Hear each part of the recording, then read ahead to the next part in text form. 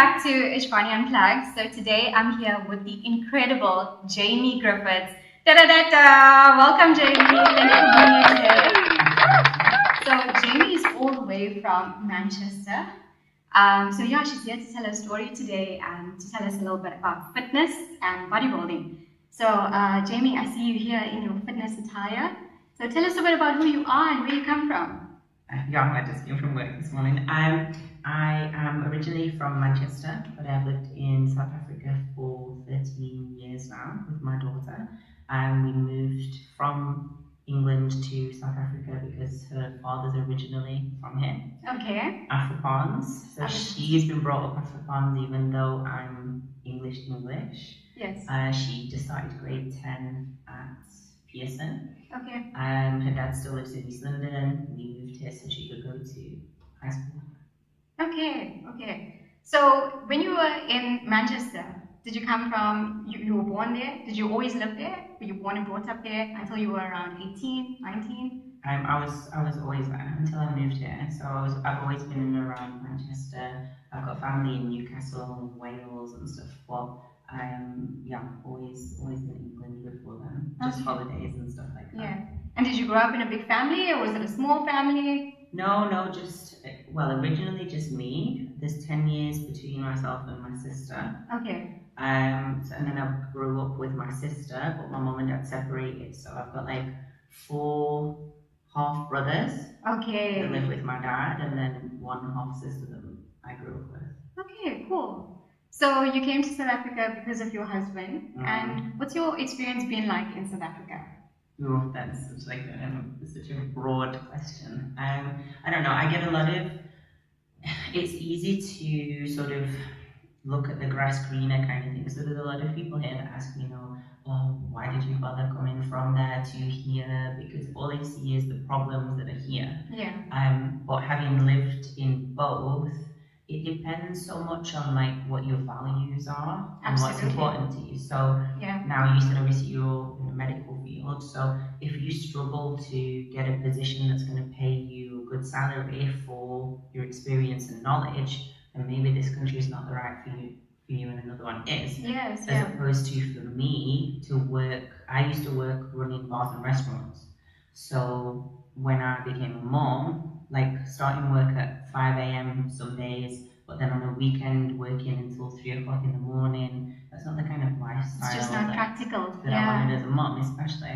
So now I can work here in fitness and have that flexibility. Yes. And I've looked at the options of doing that back home, and it's just, it wouldn't work for me the same way. And once I had my daughter, my obviously life priorities perspective changes. Yeah. And I wanted to be present. I mean, I get to take my daughter to school every day. I get to see all of the sports matches. Yes. I get to pick her up every day and be present. What I see as a present mother, as opposed to if I did the same job in the UK, someone else would take her to school. She would get the bus, or then she would get the bus home, and I would maybe see her for an hour in the evenings only. I would never be able to watch sport. So. Yes. So it does get very difficult and tricky, with that kind of job. So being a bartender is very different from being a fitness instructor or a bodybuilder. 100%. So how did you get into fitness and bodybuilding? Like I said, when I was there, I was doing that job. So when I came here, and I looked at now going into the same kind of field, it's a completely different workforce here, and managing people and the policies and procedures that South Africa enforces to manage people here is nowhere near the standard of what I was used to in the UK. Right. So I got super frustrated really quickly with that kind of setup, and I decided I want to work on my own, myself. On your own terms. And I've always been interested in fitness and stuff, and I used to be in the Army Cadets in the UK. Okay. And PT was a part of that. Yes. And then I studied PE when I was in high school, like for GCSE situation. So it's something that I was always interested in. Yeah. But when I thought about a career, the advice that I got was like, you can be a PE teacher. And I'm not made to teach other people's children. Right. Yes. So then I never followed it through. Nobody ever explained to me, you know, you could have been a physio or a bio or a PT or all of that other side of things. Yes. So then, yeah, when that opportunity came up for me in East London, then I restudied and just moved it over. Wow. So how long have you been in the industry now? Basically since I moved, so like, I think I've been here, what, 13 and a half years, so Sure. 13 years. That's quite a long time. So yeah. So you know, I recently watched an interview that was done with Canada Stain. You know, she's the woman that runs the marathons, and she comes like first in the comrades. And I come from a family of runners. My dad and mom run marathons. And you know, during the interview, somebody had asked her, you know, what motivates you? And she said, running is a privilege. And it took me a while to actually understand what she said by that. Because not everybody has the ability to put on their running shoes and go for a run. You know, people have diseases like diabetes or hypertension or like various other things that they're battling, which inhibits them from doing that. People have respiratory diseases. People are overweight. People are amputees. So running is a privilege. And, you know, she says that's what actually motivates her. She realizes every day what a privilege it is to be able to do that. So what motivates you? What keeps you going at it 13, 14, 15 years on? I don't know, when you do something so long, like, it's a big thing. So when I started studying, I studied just the training aspect. So I did like a basic diploma, personal training, then an advanced diploma. And I was like, the training has always been easy for me because I always enjoyed it. Yeah. Well, I love food, and in my previous job I was a kitchen manager as well. So you're a big foodie. Yeah. I'm more like I love to eat a lot of food, and I don't like to be hungry. Yes. So then I was like, okay, I need to outsmart the system. Yes.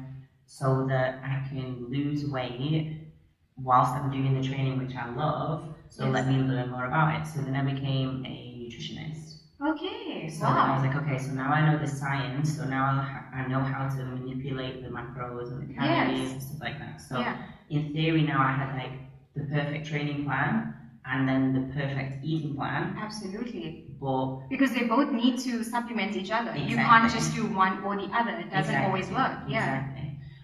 But then it was over time working with different clients and their feedback and listening to what they had to say and their experiences, like, because for me it was like, but training is fun. Like, but it's not always fun for everybody. Exactly. Yeah. And the same with the eating. And I was like, well, you could eat all of this food if you just do this. And then people were still not doing it, and I couldn't understand why. So then I went into life coaching and qualified to do that because I realized no matter what programs you've got, if you don't have the motivation or the why, then you're not going to do it. You're not going to follow even the best programs in the world.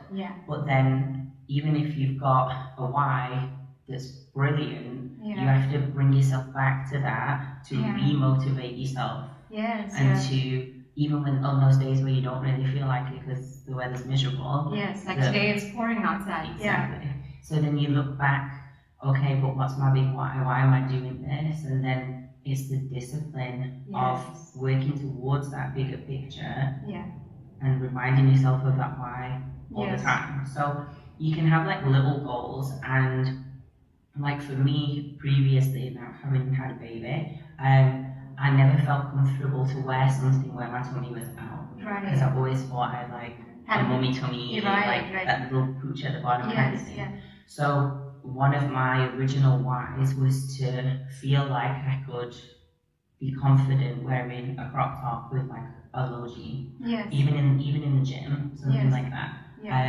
But then that sort of small why keeps evolving because you reach that goal, so then what must you give up? But then my perspective started to change because again, I realized that that's not realistic for everybody. Not everybody wants abs, not everybody wants to be that lean. And I don't want to now give women an impression that unless you look like that, you're not good enough. Right. Because your goal can be different. Yes, It's specific to you. Yes. And who am I to now say you have to look a certain way to be happy with yourself? Right. So then now, even whether I'm competing or whether I'm not competing, I'll still be like with my tummy out now, because now I want to give the perspective of I accept myself for who I am and the stage that I'm in. Yes. Because that bigger picture, that why is 6 months from now, 12 months from now, kind of thing, so that other people can find me more relatable. Absolutely. As opposed to, oh, there's this fitness person and it's so easy for you, and because people don't talk about the challenges that they face day to day. They only talk about the superficial things that they think people want to hear, because they're going to be judged on anything that's actually underneath the surface. Right, yeah. And as you said, women have different goals. You can have someone who weighs like 90 kilos and she has a goal to lose 5. And then you've got someone who's 50 kilos and she wants to lose 10. And like, if you look at it, you'd expect the 90 kilo one to want to lose way more than 5, but we all see ourselves differently, and all our goals are differently, all our parts are very different. And it's very interesting how you said, you got into nutrition, so that assisted you, that assists you being a fitness coach. And you also look at the holistic picture of who the person is and what are the factors that motivate them to do who they are. Because I think, exercise and just fitness in general, it's not just a one-track thing. There's so many various different factors that actually, contribute to the success of that individual. So yeah, how did you get into bodybuilding or entering competitions or and that sort of thing? Honestly, I got fat. So I wasn't expecting that answer. So I actually posted a throwback the other day. So when I got pregnant, obviously you're gonna get fat. You're gonna get when you're pregnant. And I didn't know any better. So my knowledge then was just about generalized fitness and training and nothing to do with special groups. And obviously now I'm going into pregnancy, I was in a special group. So I went to my local gym and said, okay, what can I do differently? How can I amend my program? Because I still want to train. But I need to accommodate the bump now. Exactly. And all the staff at the gym said, no, I must stop training. Wow. Now, because I didn't know any better, and because it was my first pregnancy, you never want to do anything back wrong and regret and think you've done something wrong to your baby. So I stopped training. So I went from being active at work and training probably 2-3 times a week, not with any specific goal, just maintaining weight and strength kind of thing, to now not being as active as work because I was tired all the time, and not training anymore, and thinking that the more I ate, the healthier my baby would be. Sure. So it was probably a shock to your system. And so I picked up over 40 kgs when I was pregnant. And then I needed to obviously lose all that afterwards. So I did the breastfeeding and everything healthy. But then I also did lots of unhealthy things because of the media and what they tell you to do. Just eat less, move more, skip meals, etc., etc. But obviously your body's so different once you've had a baby, and your needs of energy and patience is very different. Correct, So I lost weight, but I was skinny, and I didn't like that I was super bony. skinny. So now I'm 75 kgs. Then I was 59. So you could literally see my scapula coming out of my back and my hips sticking out in the pictures and stuff like that. And I was still trying to make my tummy harder and flatter because I was that stereotypical skinny fat. I didn't have good muscle tone. My metabolism was poor and weak because I was in a calorie deficit and starving myself the whole time. That it was breaking muscle down, even though I was doing resistance training. So it wasn't helping me, kind of thing. But then I moved here, didn't work, got really out of shape because I was just eating and drinking and free time, and I'm on holiday for 3 months, kind of thing. And I got myself in such a bad routine, and I think that's such an important thing. When I've also, one of the other things that I've looked a lot into and studied is like eating behaviors and eating disorders and stuff like that. Yeah. And that's also not talked about enough, that we get ourselves in these bad routines and bad habits, whether it's you wake up in the morning and have a cigarette, or you sit in bed at night and eat a chocolate. It's still addictive, it's still habit forming. That's true. And to break that habit, the easiest way, in my opinion, is to break the routine. Yes. So now I changed my routine around and I set myself a goal, but I told everybody about it. Yes. And it's my own stubborn, proud nature that once I'd like vocalized it, you have to keep to your word. This show, no matter what anybody said, I was doing the show. Right. Which meant I was sticking to a diet. I wasn't going to go out and drink on the weekends. Yes. Because luckily for me, I have that kind of just pure stubbornness. Nature. As opposed to willpower, it's just like, I will not allow you to beat me kind of thing. Right. Especially because it's like these external objects. Yeah. So for me, the fact that alcohol, for example, can control a person, and it tells you when to drink as opposed to the other way around. Because then it's like, but it's an inanimate substance and it's taking control of your life. True. And I refuse to allow that to happen. So then I said I'm going to do the show. Didn't really know anything about it. Never seen a show before, but that you showed up and you did it. I was doing it, and then wow, that's incredible. But the rest is history. So something very interesting about what you said is, you've gone through several stages of your life of being fat, skinny, and, muscular, built. And there's different versions of you throughout the last 10, 20 years. And, I think that's also an important point because a lot of people, at certain periods of our life, we are healthier versions of ourselves, like the way our body looks, And then at other points, you aren't. But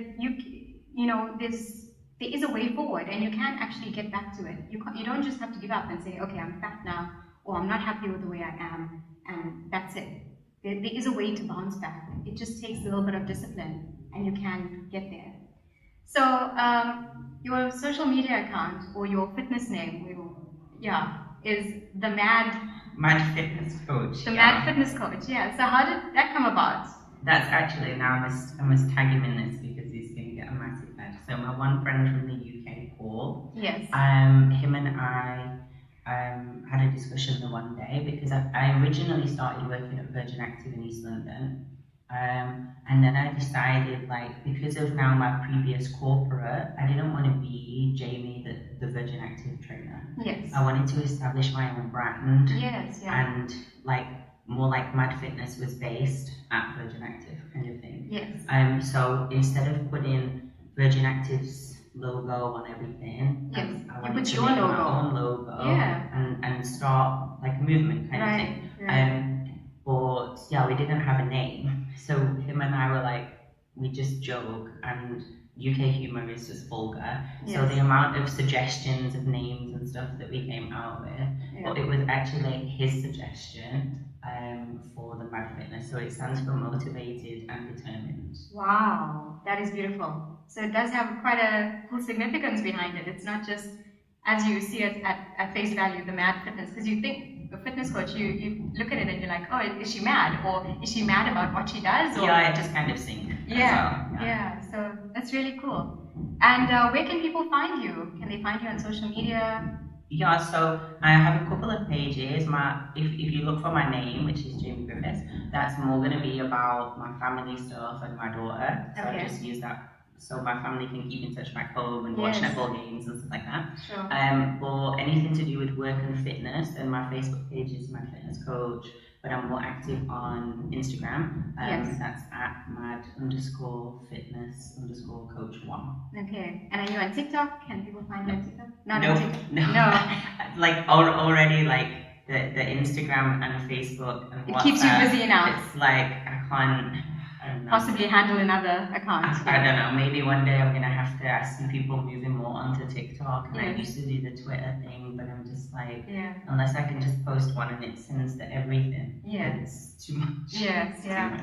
Well, thanks for being here today, and thanks for sharing with us. Before we go, do you have any words of motivation for us?